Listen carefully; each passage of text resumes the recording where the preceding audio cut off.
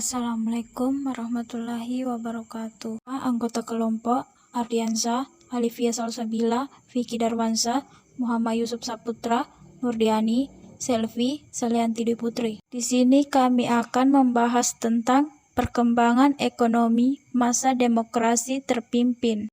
Pembahasan. Pada masa demokrasi terpimpin, pemerintah berupaya mengatasi permasalahan ekonomi yang terjadi sejak masa demokrasi parlementer.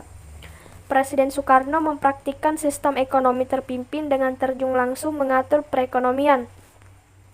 Langkah-langkah yang diambil pemerintah untuk memperbaiki kondisi ekonomi. Sejak dilakukannya kembali Undang-Undang Dasar 1945, dimulailah pelaksanaan ekonomi terpimpin sebagai awal berlakunya horoderin ekonomi, di mana alat-alat produksi dan distribusi yang vital harus dimiliki dan dikuasai oleh negara, atau minimal di bawah pengawasan negara.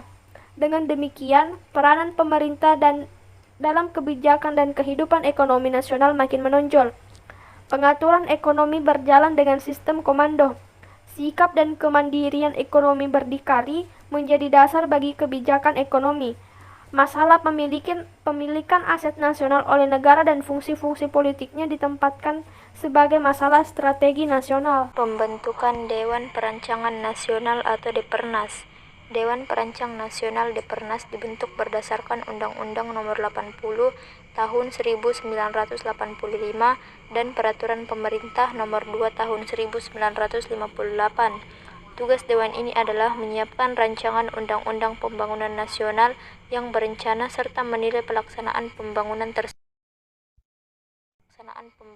Ini diketahui oleh Muhammad Yamin dengan 50 anggota. Pembentukan Dewan Perancangan Nasional atau Depernas. Dewan Perancang Nasional Depernas dibentuk berdasarkan Undang-Undang Nomor 80.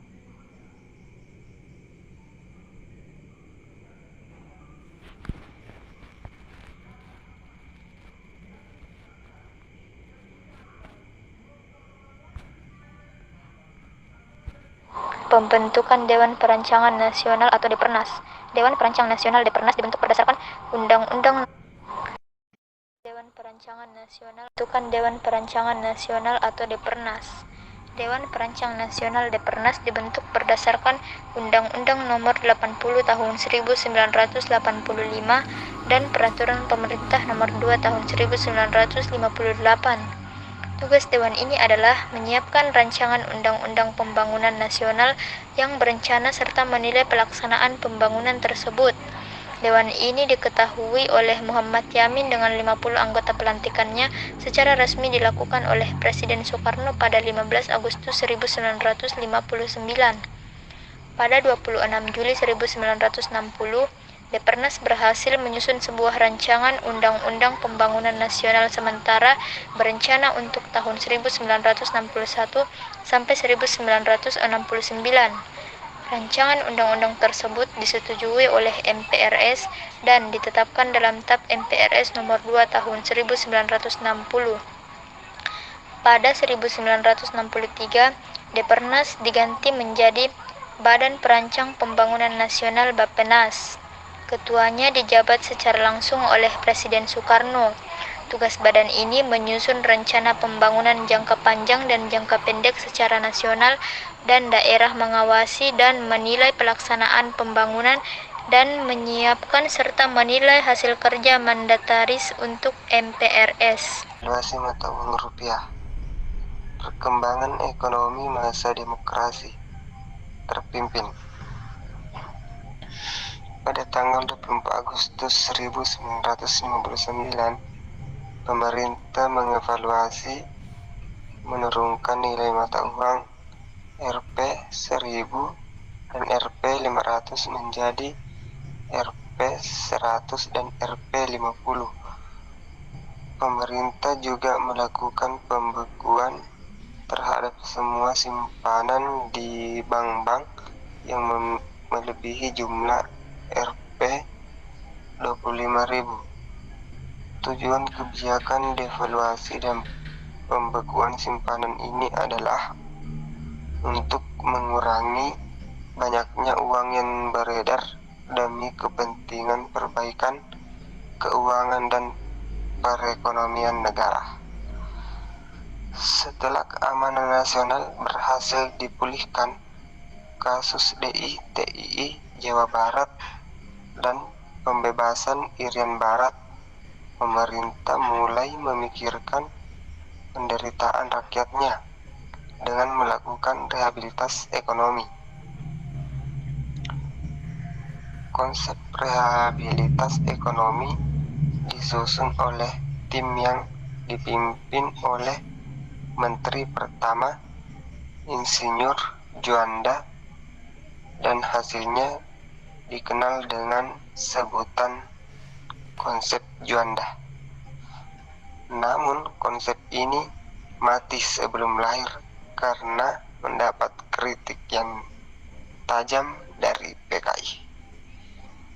Karena dianggap bekerja sama dengan negara revisionis Amerika Serikat dan Yugoslavia. Deklarasi Ekonomi. Pada tanggal 28 Maret 1963, Presiden Soekarno menyampaikan Deklarasi Ekonomi DEKON di Jakarta. DEKON merupakan strategi dasar ekonomi terpimpin.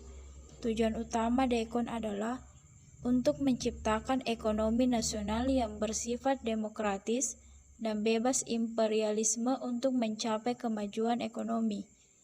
Mengingat tidak mungkin untuk mendapatkan bantuan luar negeri, maka pemerintah Indonesia menyatakan pada sistem ekonomi berdikari atau berdiri di atas kaki sendiri. Pada bulan September 1963, Presiden Soekarno menunda pelaksanaan DEKON dengan alasan sedang berkonsentrasi pada konfrontasi dengan Malaysia. Upaya-upaya perbaikan ekonomi yang dilakukan pemerintah pada demokrasi terpimpin tidak menunjukkan hasil yang menggembirakan. Kehidupan sosial. Dinamika politik yang terjadi pada masa demokrasi terpimpin berupa persaingan antar kekuatan politik yang ada berpengaruh terhadap kehidupan sosial masyarakat Indonesia waktu itu. Ajaran Nasakom, nasionalis agama komunis yang diciptakan Presiden Soekarno sangat menguntungkan PKI. B. Kebudayaan. Dalam bidang seni, muncul berbagai lembaga seni dan pusat kebudayaan yang dibangun oleh partai politik yang ada pada saat itu, seperti Lembaga Kesenian Rakyat atau LEKRA milik PKI, Lembaga Kesenian Nasional milik Partai Nasional Indonesia, Lembaga Seni Budaya Muslimin Indonesia atau LESBUMI milik Nahdlatul Ulama, dan Himpunan Kebudayawan Islam milik Masyumi. Lembaga-lembaga tersebut sebagai alat saling bersaing dan memperebutkan dominasi sesuai dengan haluan politik partai yang menaunginya. Pun kesimpulan dan saran. Dalam bidang ekonomi, Presiden Soekarno memperhatikan sistem ekonomi terpimpin. Presiden secara langsung terjun dan mengatur perekonomian. Pemusatan kegiatan perekonomian pada satu tangan ini berakibat penurunan kegiatan perekonomian.